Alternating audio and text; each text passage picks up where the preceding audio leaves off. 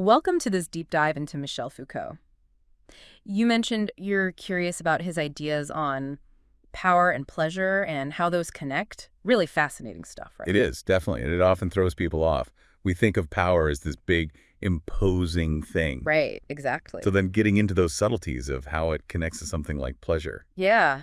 Well, Foucault always keeps things interesting, that's for sure. That's what I love about diving into his work. He's not giving you answers. He's kind of throwing a whole new set of questions at you. Absolutely. Questions about the world, like he did with the concept of power itself. Absolutely. I think one of his biggest contributions was challenging that traditional idea we have of power. Like, we see it in governments and laws. Yeah. He was looking at something way more pervasive, ingrained in, like, the everyday interactions and the structures around us. So instead of a king on a throne, it's like, I don't know, the unspoken expectations at work. Or even just the dynamics within a family. Are those kind of everyday situations where Foucault saw power operating? Exactly. He argued that power wasn't something one person just had over another, but more like a force that flows through all of our relationships. Yeah. Teacher, student, doctor, patient, even between friends. Yeah. These dynamics, they all have these power things within them. Okay, so how does that actually work? How does this power operate in these subtle, everyday ways? Well, Foucault argued that a big part of it comes down to discourse, is Yeah. what he called it. It's a word we hear a lot, but for him, it had a very specific meaning. Okay. Discourse is all about how we talk about things, the language we use, the stories we tell. All of that ends up shaping what we believe to be true about the world.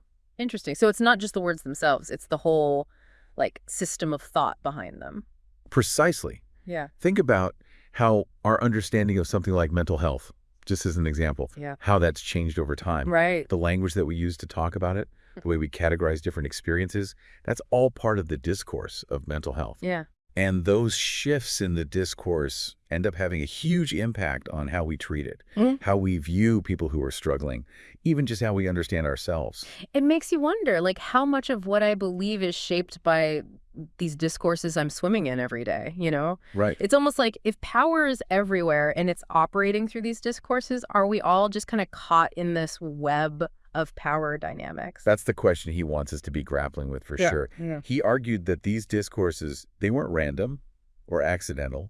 They're constantly being shaped and reshaped by those in positions of influence. Right. So think about the media you consume, Yeah. the institutions you interact with, even conversations you have with family. Right. These all contribute to these dominant discourses of our time. Which brings us, I think, to one of his most thought-provoking areas of study, the history of sexuality. Yeah. Now, I know this is a deep dive, but before anyone gets the wrong idea, Sure. we should probably clarify something for our listener right away. We're not about to launch into a play-by-play of hysterical bedroom practices here. Right. It's much more nuanced than that. Exactly. When Foucault talked about the history of sexuality, he wasn't really interested in the history of the acts themselves. Yeah. He was interested in the history of how we think and talk about sex, Okay. how those discourses around sexuality have evolved over time. So instead of, say, the Kama Sutra, it's more like the history of how we came to view sexuality as this big, important part of our identities. That's a great way to put it. And one of his most, I think, controversial arguments was that, contrary to popular belief, modern society didn't repress sexuality so much as it became obsessed with it. Okay. Just think about the sheer volume of analysis, categorization, confession that surrounds sex in our culture. Right. It's everywhere, Yeah. but it's often in this kind of hidden, paradoxical way. Which I guess makes sense given what we were just talking about with discourses. Yeah. The more we analyze and categorize something, the more power those categories hold, even if it seems like we're being more open about it. Precisely. And so Foucault argued that this modern obsession with sexuality was itself a way for power to operate. Remember that quote you pulled out about power being exercised through the pleasurable, not just the prohibitive. Oh, yes. That one really got me thinking. It seems like such a simple idea, Right. but it really challenges the way we usually think about power. It does. It forces us to ask how power might function, not just through punishment or repression, Right. but also through pleasure, desire, the ways we understand, and even just experience our own bodies.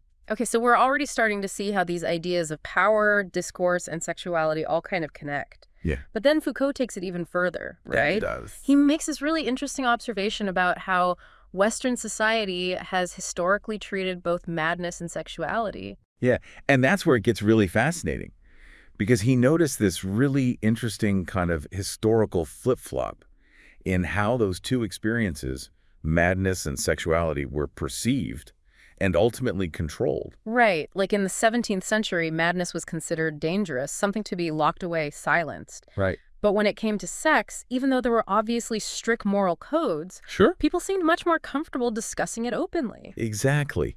Think about all those writings from that era on religious confession, marriage manuals. You've even got medical texts that go into great detail about sexual practices. Right. Sexuality was very much a part of public discourse, Hmm. albeit within, like you said, very defined boundaries. But then you fast forward to the 19th century, and it's like the script flips completely. It does. Suddenly, sex becomes this thing to be hidden, Right. while madness becomes the subject of intense scrutiny, analysis through things like psychoanalysis. It's wild. It is. It's this remarkable shift.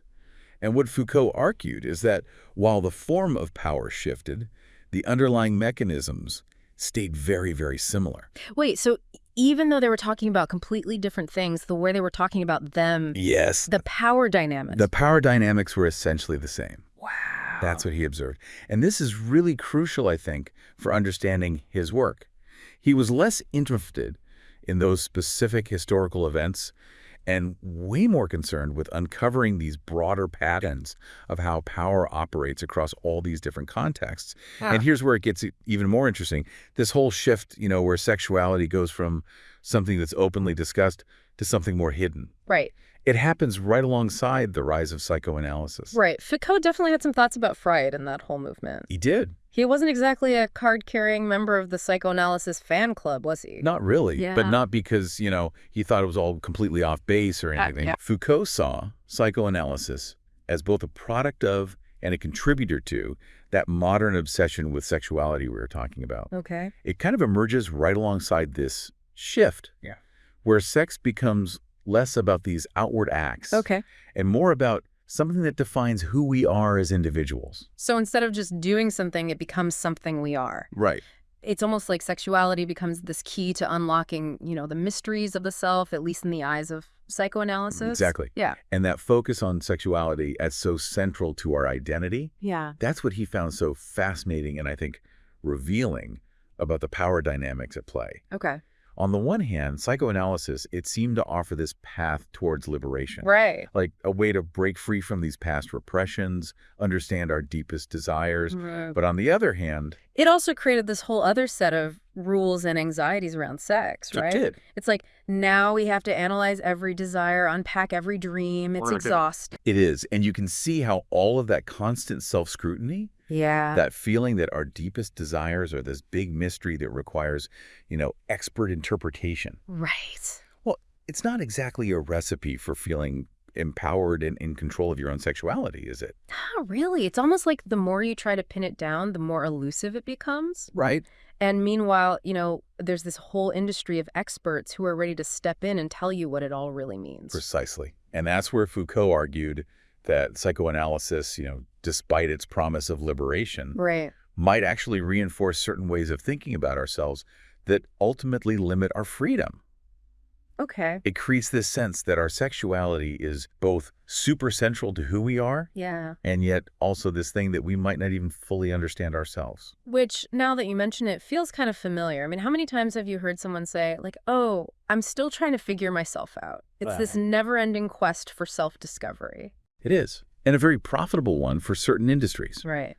But to be fair to Freud, Foucault wasn't saying that psychoanalysis was like inherently bad, or that there was no value in exploring our inner lives or anything. Right. He was way more interested in how even like seemingly liberating practices Okay. could be, co-opted by these power dynamics. So it's not about saying, like, therapy is bad. It's just about looking at the power structures that surround it. Exactly. Remember, Foucault's whole thing was uncovering those hidden patterns of power. Right. Those almost invisible forces that shape our thoughts, our behaviors, even our desires. Yeah. And psychoanalysis, with that whole focus on analyzing and categorizing our inner lives, Well, it provided a perfect example of how those very subtle power dynamics can operate. So it's less about the specific interpretations that psychoanalysis offers and more Right. about the questions that it makes us ask, the anxieties that it produces, because those things have a way of shaping how we see ourselves and how we see our place in the world. Exactly. And it all comes back to, like we were saying earlier, discourse. Yeah. Psychoanalysis didn't just invent the language that we use to talk about sex and desire, Yeah. obviously, Right. but it did contribute to this idea that our sexuality is this thing that needs to be constantly examined and analyzed Right. and often controlled. Which, if I'm understanding Foucault correctly, means that psychoanalysis itself kind of becomes part of that web of power and discourse, Yeah. even if, unintentionally. Got it. And that brings us to a really important point about, like, how to approach Foucault's work in general, I think. Okay. He wasn't in the business of, like, offering easy answers or these definitive truths. Right. Remember, he even called his own ideas fictions. He did, yeah. Not in a, deceptive way, but more like these thought experiments. Right. Tools for dismantling our assumptions. Oh, yeah. And then seeing the world in these new and sometimes kind of uncomfortable ways. He was all about shaking things up, Yeah. making us question all those truths that we'd always taken for granted. Exactly.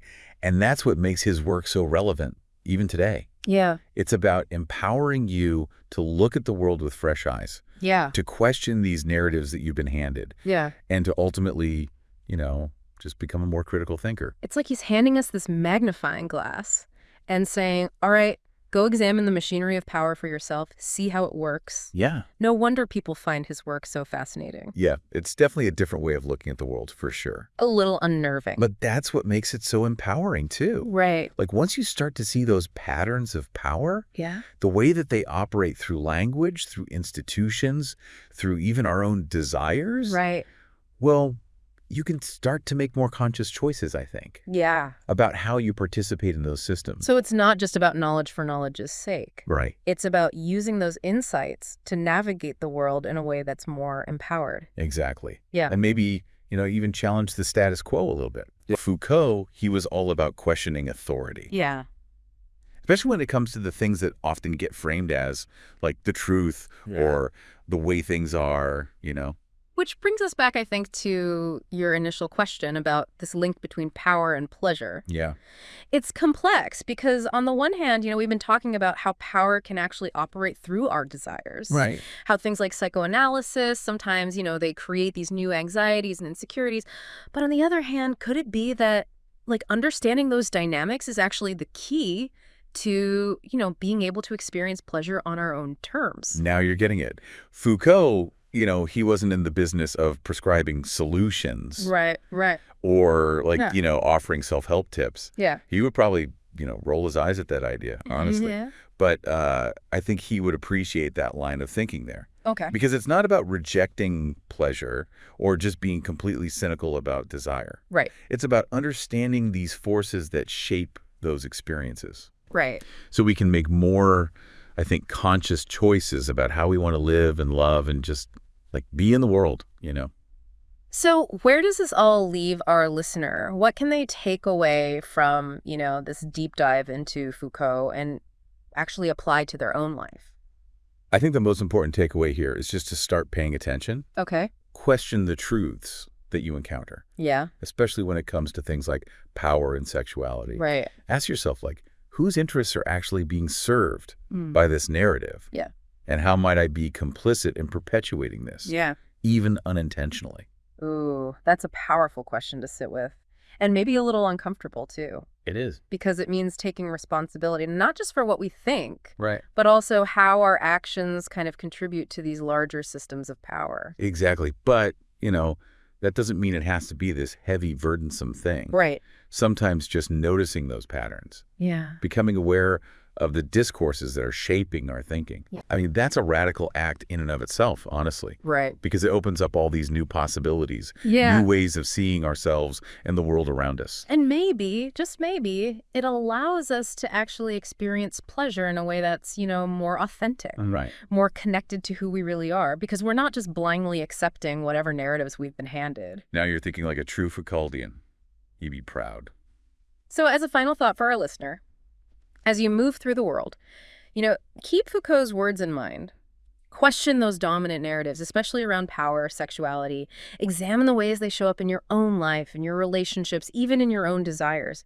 And remember, the goal isn't to find the right answers here. It's to keep asking those really thought-provoking questions that allow for a more nuanced, empowered, and ultimately, I think, more fulfilling experience of, what it means to be human. Beautifully said. Perfect note to end this deep dive on.